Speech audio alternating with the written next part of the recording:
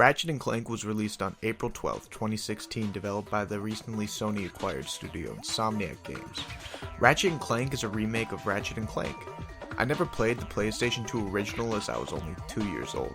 I did have a PS2, so I suppose I could have played it a few years after its release, but I was too busy riding my Heelys in Walmart and coping with childhood obesity. I guess I was just more of a Star Wars Episode 3 Revenge of the Sith the game kind of kid than a Ratchet & Clank gamer. Now at the ripe age of 20 years old, I feel like it's my time to experience the game. And boy, did I experience it. I love this game. This game does Nintendo better than Nintendo. This game does Pixar better than well, not really better than Pixar, but totally good enough. However, this game does do fun better than water sports. And I mean it. Just putting a sport in water doesn't make it objectively more fun. Like, come on people, this shit is just plain tedious. Also, I think editing my voice so it's deeper is funny. Feel free to let me know if you think it's funny or if I'm an idiot in the comment section. Let's just start this whole rigmarole with Ratchet & Clank's cons, because I would like to end the video on a high note. The game's not perfect, but nothing is. Well, except for John Stamos, obviously, but I assume that goes without saying. I played this game on the PS4 Pro, and despite that, I did encounter several frame rate issues. The game tends to chug when there are a lot of enemies on screen attacking at once, and using the pixelizer weapon, more on that later, makes the frame rate dip far worse than some of the other weapons. The frame rate is stable for the most part, and these hiccups don't affect the overall experience all that much. It's just a shame that the PS4 Pro can't even maintain a 30 FPS game with a cartoonish aesthetic, but the overall game still feels amazing.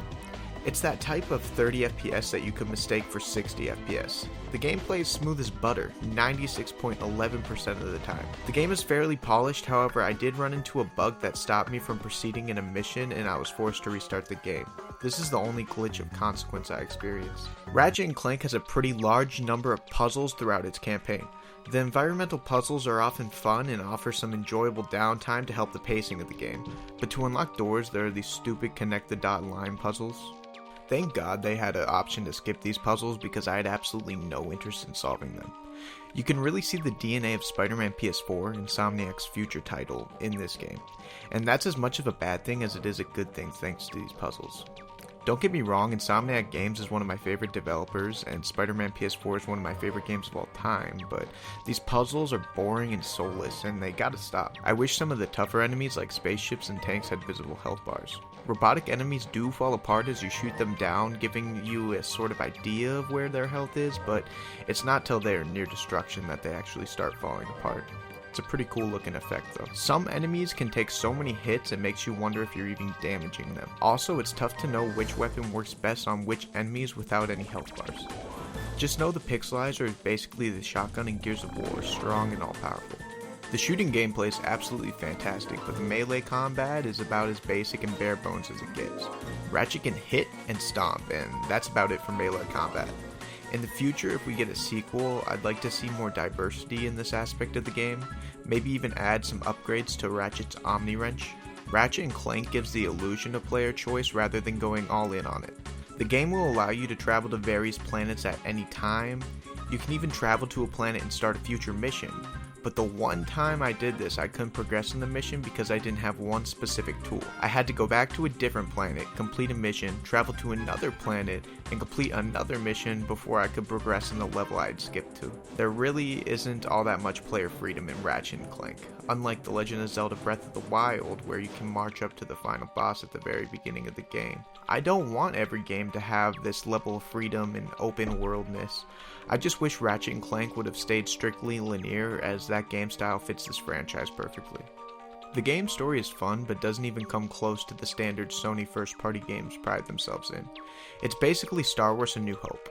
A group of space warriors travel to fight an evil space army led by an old man and his evil younger prodigy. The villains build a planet killer, and these heroes blow it up to save the day. Yeah, it's pretty similar.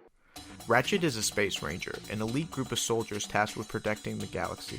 Drek, owner of Drek Industries, is an evil businessman who destroys planets and uses the remains from multiple planets to create a new planet under his control. The weapon he uses is called the Deplanetizer, and yeah, while it makes some cool planets, it also results in mass genocide and puts Drek in charge as its evil dictator. The Blarg is a massive army who serves Drek for some reason. It's never really explained where this army even comes from. Anyway, the game's all about Ratchet destroying the Deplanetizer, defeating Drek, and saving the galaxy. The characters are a tad bit underdeveloped, and that's saying it lightly. The game is called Ratchet & Clank, but Clank doesn't really have anything to say or do besides complete the environmental puzzles. He's basically a glorified high-tech backpack. Dr. Nefarious is a mad scientist who pops up in the last 10 minutes of the game and yells, "Wait, hold up guys, actually I'm the real bad guy." So then you have a big old boss battle, and yeah, that's all Dr. Nefarious has to do in the game. He seems almost pointless, but whatever. The other Space Rangers also don't have much screen time. Ratchet is alone for 90% of his missions. The story is narrated by Captain Quark, a Space Ranger who betrays the team and sides with Dr. Nefarious. I liked his narration. Quark often breaks the fourth wall Deadpool style, acknowledging the fact that he is existing inside a movie tie-in game, and it's pretty great. The overall story is pretty meh, but the dialogue is hilarious and awesome. The game just has a certain wit to it. The story serves as an excuse to shoot aliens and robots on multiple awesomely designed diverse planets with amazing gameplay and visuals, so I enjoyed it for that. This is a kids game after all. This game wasn't even full price, which makes these issues more excusable. The game was released for a mere $40. What a freaking value. If this was a Nintendo game, it would be $87 or something. Let's stop being a bunch of Debbie Downers and start talking about the pros of the game, which is literally everything else. This game is drop dead gorgeous. I'm talking pizza rolls fresh out of the oven after school gorgeous. This game looks like a freaking Pixar movie. It also gives me major Jimmy Neutron vibes. Jimmy's dog and Ratchet's Clanks are like the same person. Maybe they're long lost twins like in the movie Parent Trap. Insomniac, Nickelodeon, you can have that idea for free, get on it and make that movie. But anyway, the game is simply gorgeous. I love the unique look to all of the different planets. The character models are all stunning and unique. I mean, come on guys, they got the freaking Slimer from Ghostbusters in this game. You can't tell me that's not totally tubular, bro. This game, along with Cuphead and The Legend of Zelda Wind Waker, are clear examples of video games as art. Hell, this game looks so good they made a movie tie-in. I heard that the movie wasn't exactly the bee's knees, but hey, maybe it could be the bee's elbows or the bee's weenuses. Maybe I'll watch it and make a video on it if this vid does well. But if she's not a hoe, then why's her pussy smell like cheesecake?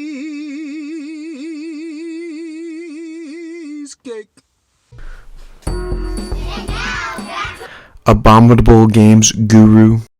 This game's weapon selection is dabomb.com. You have access to all of your weapons at all times, making the combat way more interesting.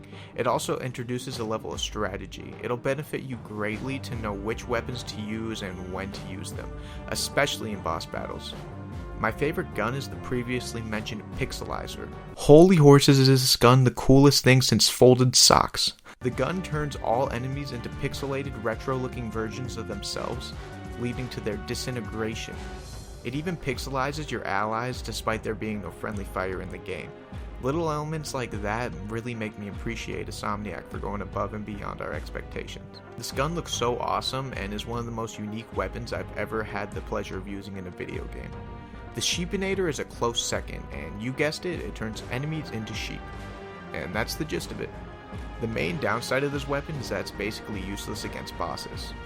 Also, Fortnite totally stole the Boogie Bomb from this game's Groovatron. These are the exact same weapon to the T. This is the most clear case of the copycats I've ever seen in the gaming industry. This weapon arsenal is the most unique and fun collection of weapons in gaming. Ratchet & Clank has many tricks up its sleeve to keep the game's pacing in check. There are grind rail sections, spaceship battles, hoverboard racing, and jetpack missions. The grind rail sections are cool, but sometimes aren't as responsive as I would have liked, resulting in some frustrating deaths. Spaceship battles are really cool. These levels look gorgeous and are lots of fun to play. I wish the ship controls weren't inverted, but that's just me. I know that's traditionally how an aircraft in a game should control. If you want to know where Insomniac got their inspiration for these parts of the game, there's literally a line of dialogue during these missions that says, "Do a barrel roll!" Also, the spaceship missions are just plain beautiful. The environments are awesome. Hoverboard racing seems a little bit underdeveloped. It controls exactly how you would imagine, and there are very few hoverboard courses in the game. Winning a race is awful laughably easy. I don't think I even once got second place. The dialogue and cutscenes around the sport are absolutely hilarious and make some very adult jokes that the kids at home won't understand. If you know, you know. To sum it up, hoverboard racing is just pod racing. Now this is pod racing. The jetpack is awesome. I love how it refills instantly as you step on the charging station. Flying around and blasting enemies adds a whole new element to the gameplay. I just wish we could have used the jetpack more throughout the game. Insomniac includes an awesome homage to Uncharted 2's train sequence. This is so fun and such a cool tribute to Naughty Dog. Other developers should take note that this is the way to take inspiration from something and make it unique. Absolutely love this level. I had a blast playing through this game. The platforming feels amazingly smooth. Ratchet has a mini jetpack thing, and before that he had a tiny helicopter on his back, making some of the platform sections interesting. But I'd like to say this game is definitely more about the combat. Having access to all of your whimsical arsenal at all times makes you have to think about what guns to use in what situation. And switching weapons mid gunfights never get old. I could blush about this game shooting forever. Just know this is one of the best, most unique combat experiences available today. This game is the embodiment of a PS2 era game in modern times. Even if I never played the original, the graphics and gameplay and overall style still hit me with the Mongo nostalgia bomb. Ratchet & Clank is a spaceship ride to a simpler time. I can't recommend the game enough, especially considering it's cheaper than a toilet bowl seat cover these days. Do you want your arse to be warm, or do you want to play Ratchet & Clank? I'd take a cold arse every single day as long as I know I'd have this bad boy downloaded on my PS4's cross-media bar. I'm afraid we may not see a sequel to this game for quite a long time despite their recent rumors. Insomniac is busy making a sequel to the accessible and fantastic Spider-Man PS4. I definitely prefer Spider-Man PS4 to this game, as I'm an absolutely huge Spider-Man fan and have been all my life, but I would still like a sequel to Ratchet & Clank. Hopefully now that Sony owns Insomniac, they can have two teams, one working on Spider-Man and the other on Ratchet 2, but who knows. The future for Ratchet & Clank is uncertain to say the least. If I had to sum up my experience with Ratchet & Clank PS4 in one word, that word would be fun. This is why I believe Ratchet & Clank does Nintendo better than Nintendo. They nail platforming / combat gameplay, beautiful cartoon-like graphics, whimsical family-friendly tone, and hilarious comedy elements. And Ratchet & Clank did this all for $40. I loved this game. It was free on PSN a few months ago, so you might just have it in your PlayStation Store library. Play this game, please. Bye, bitch.